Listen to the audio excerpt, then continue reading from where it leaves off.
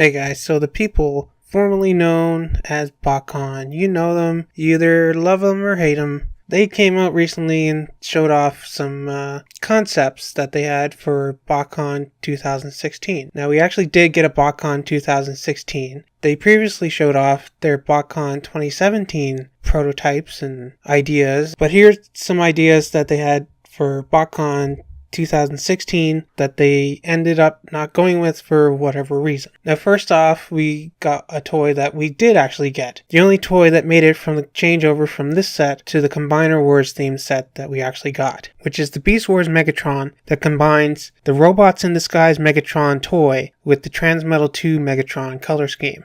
Now this, along with most of the other toys in this set, are not very original. This idea we seen, over a decade ago. But I'm very happy that of all the toys in here, this is the one that we actually got, because this is the one that I would have picked.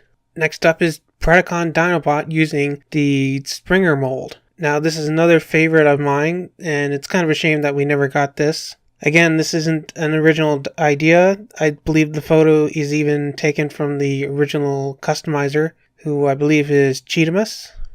And again, I'm a big fan of Dinobot, and I would have loved to get this figure, along with the Grimlock that they showed off in some artwork somewhere.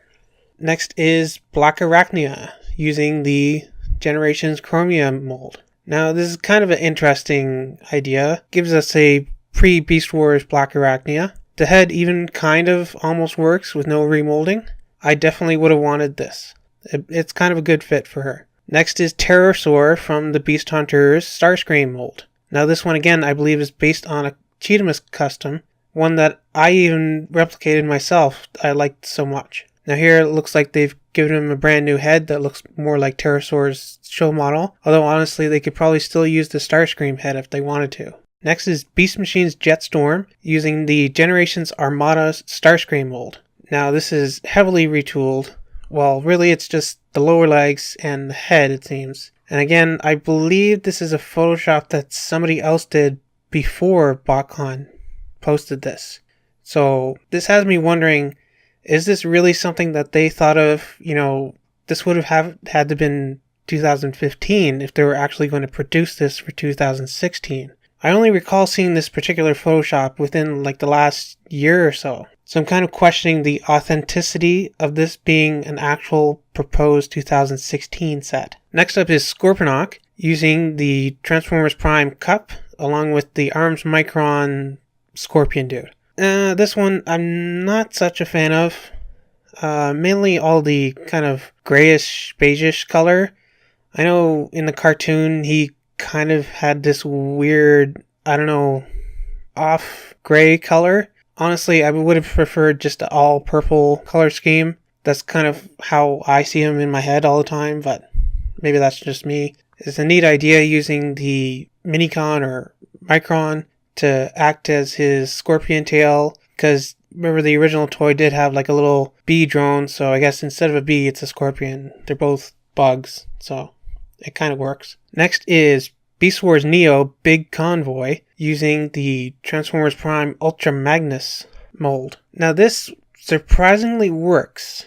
Now, I don't know how well it will look in truck mode, but as far as the robot mode goes, it kind of works. He's got a big gun like the original. The two missiles on the shoulders are kind of reminiscent of the horns he had. Even the chest detailing, I can see where they're coming from. Even the little red taillight is kind of reminiscent of his hip missiles. I think I would have preferred an original head, although the Ultra Magnus one here kind of works. But anyways, next up is Beast Machine's Rattrap using the Transformers Prime Rumble mold. Now, honestly, this one I don't really see. Yeah, they've put the colors in the right places, but I don't really see Rattrap from this mold.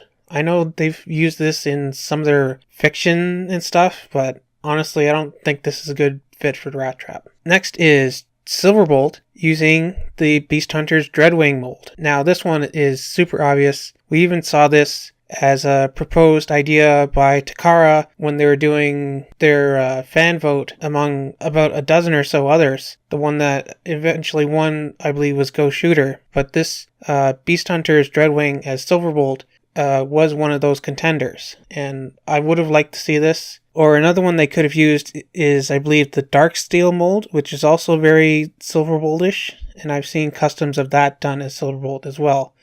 So either one of those could have worked for a decent Silverbolt figure. Next is Predacon Scalia. I'm sorry, I don't really know how to say her name, but she's from Beast Wars 2, and she's actually a female version of Tentakill, I believe, from the Seacons, and she was part of God Neptune. And she uses the Chromia mold. So this is one of those things that BotCon likes to do. They like to get more uses out of the same mold. They'll often have repaints of the same figure within the same set just to help alleviate mold costs, I believe. But I think this one works. It's a nice color scheme and it works for the figure. If you look at the control art and look at the shape of Chromia's head and stuff, it really works. And last but certainly not least, we have the Maximal Command Security Force, aka Tigatron, K9, and Wolfang, using the Generations Blur/Drift mold. Now this is one that I've wanted for a long time. I've been saying pretty much ever since Drift came out that he would make a great Tigatron/Cheetor. You don't even have to remold the head. Now one thing they have here is it looks like all three of these use the Blur mold. The only exception is Tigatron uses the Drift head. Now personally, I would have had Tigatron just use the Drift mold, mainly because of the whole samurai thing that he had in Japan. And if they were to do Cheetor, I would have had him use the Blur mold but keep the Drift head. I maybe would have liked to see them try and mix and match parts if possible.